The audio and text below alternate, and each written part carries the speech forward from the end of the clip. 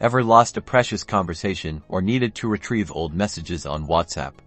Today, we're diving deep into how to recover your lost WhatsApp chats. First things first, you need to ensure you have a backup. WhatsApp regularly backs up your chats for Android users. This is usually to Google Drive, and for iPhone users, it's to iCloud.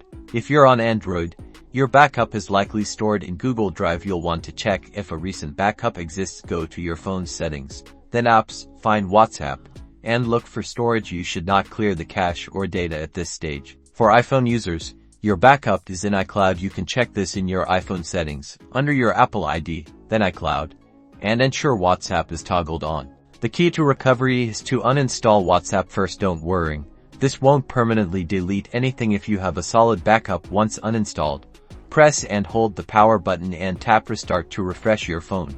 Now, reinstall WhatsApp from your App Store. Open the app, and you'll be prompted to verify your phone number. Enter the same number you used previously.